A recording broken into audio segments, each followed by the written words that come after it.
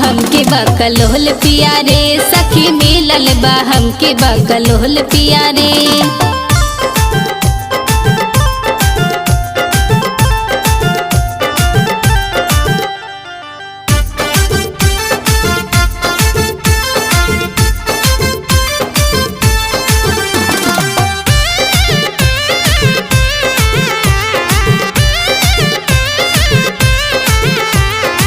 सज पर रोज मोर तड़पे जवानी, सखी हो सैया ना बुझ परेशानी।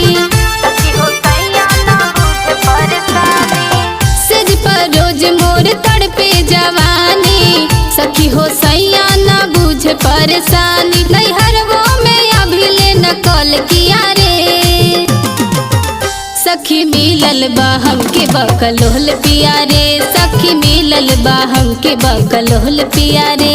Mix by Albela recording studio Imamganj.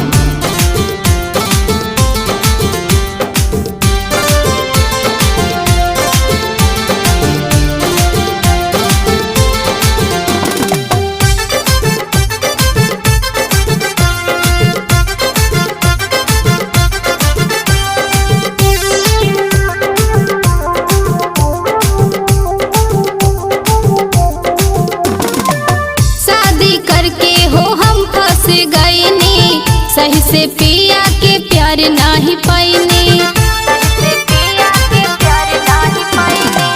शादी करके हो हम फंस गईनी, सही से पिया के प्यार नाही पाईनी। सारा सपना साथी से उजाड़ दिया रे, सखी मिलल बा हमके बकलोल पिया रे, सखी मिलल बा हमके बकलोल पिया रे।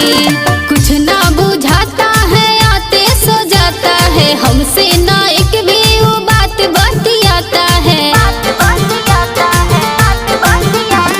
कुछ ना बुझाता है आते सो जाता है, हमसे ना एक भी वो बात बतियाता है।